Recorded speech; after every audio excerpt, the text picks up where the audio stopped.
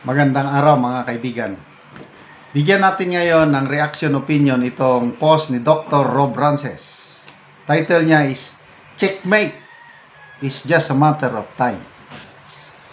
Itong political situation natin is just a chess game, ano? The board is set, yung gumagalaw ng mga pyesa, ang queen, malapit nang ma-checkmate ang kalaban na king.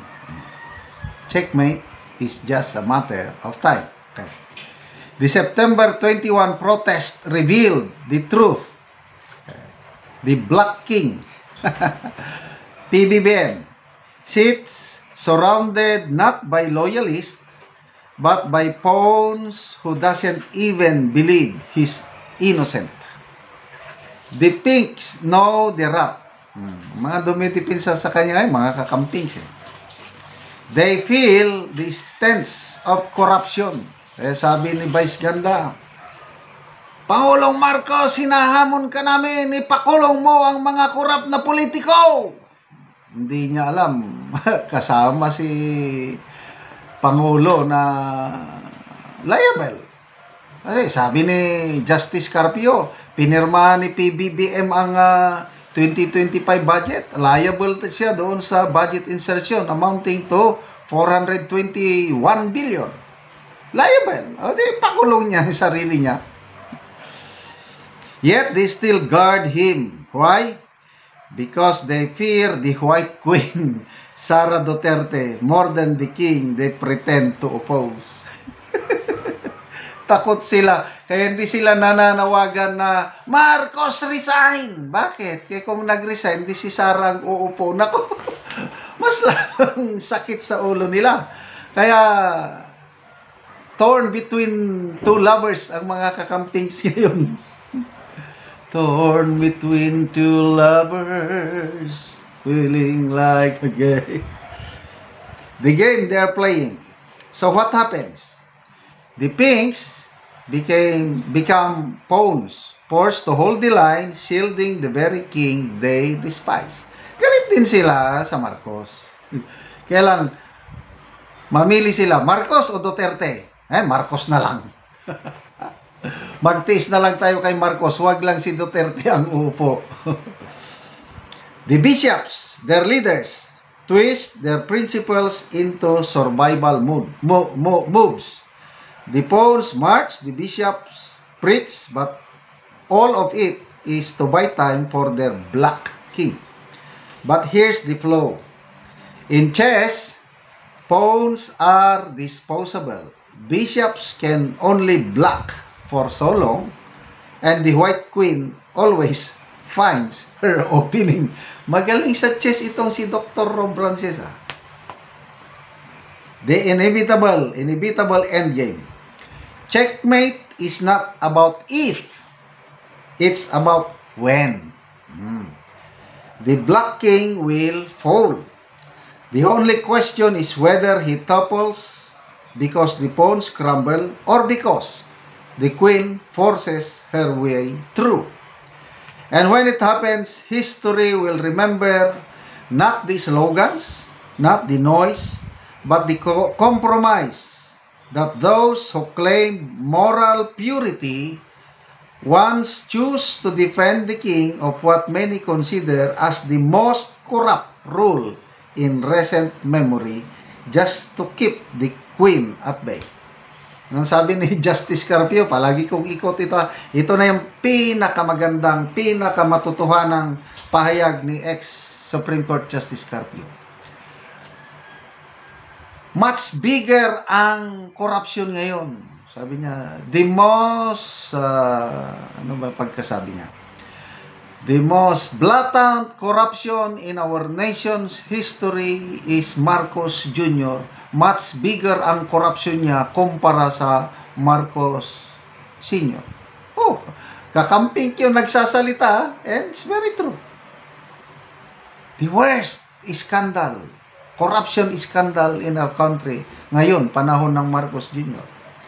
And when it happens, history will remember not the slogans, but the board doesn't lie. Pawns can stall, bishops can spin, but the queen is moving, and the checkmate is only a matter of time. O ano, agree ba kayo itong analysis ni Dr. Robrances? Basa ko sa mga comments ha. Joms, BBM survives not because of loyalists but thanks to Pink Dilawan saka communist. They know the rat, they gag at the stance, yet they guard the king. Principles for sale, fear on display, but the board doesn't lie. Checkmate is only a matter of time. Ano pa? Dos Arena. Your chess analogy, sir. Mine is like this. When all the pawns get pushed forward with the help of bishops and horses, we gonna have a queen. Rodolfo Aluyon. One blunder move and there will be checkmate. Mate. Rinaldo Hasa. It's more of karma as Killer Song swirl.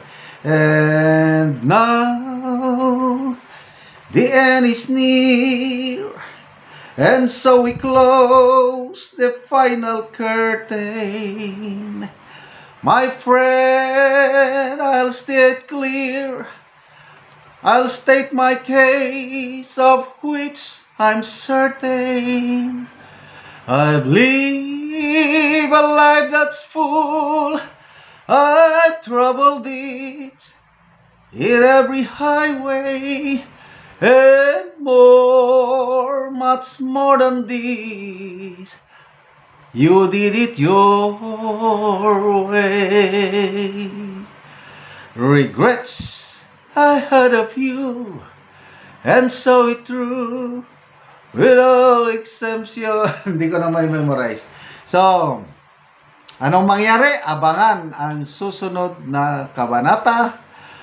May nagtanong lang sa akin, kaibigan ko nakatira sa US. Sabi, sir, totoo ba na mayroong kudita? Sabi ko, wala. As far as I'm concerned, malabo na magkakudita. Bakit? Sabi niya, personally, ayaw ko ng kudita. It's not good for our country. Kasi naranasan ko na po ang kudita. Noong 1989, sumama ko. Talo tayo lahat. So, peaceful protest lang. And bahala na ang taong bayan kung anong mangyari. Basta pahayag lang tayo ng ating damdamin, peaceful protest, sigaw ng sigaw, magmura ka kung gusto mo, basta walang violence. Yun lang. Salamat mga kaibigan sa inyong pagsubaybay sa ating channel. Nakakatulong kayo ng malaki sa Tribong Talanding ng Bukidnon dahil ang sweldo natin sa channel na ito is pantulong sa tribo. Namimigay tayo ng livelihood assistance sa kanila. Nagpapatanim tayo ngayon ng saging lakatan at Arabica coffee. Panoorin nyo ang video nito. Na anak ko sa area sa kapihan ni Manoy Boy. So magabono siya. So muna ni ang itsura sa kapi ni Manoy nga tulo na kabulan. So dagan gyud og tubo. Maayo gyud og tubo. So kining tanom ni Manoy nga kape, so kuan ni siya 600 ni siya ka punuan. Mga nindot kayo og forma ang kapi ni Manoy. So naa nay mga sanga nga tulo pa siya kabulan.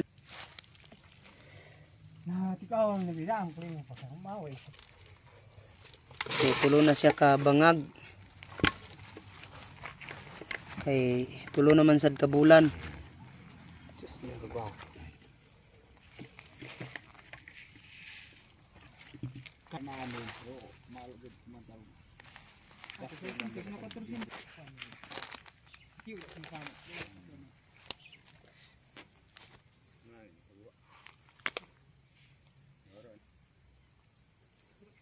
Karon human sa pag-abono naga-spray na sad. So gitabangan si Manoy Boy sa iyang anak.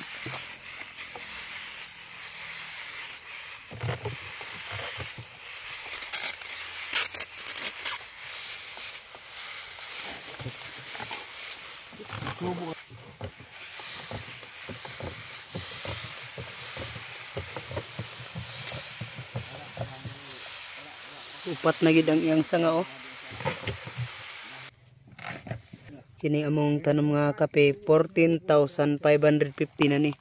So 29 mi ka pamilya ang nananom og kape. Paskid kaayo sa Ginoo nga nang nagsuporta sa ang anong among kape. Na maayo na og tubo. Na nangana. Og salamat gyud sa nagsuporta po sa among kape nga makawas gyud mig kalisod ani og mamungana. Salamat kay Manoy.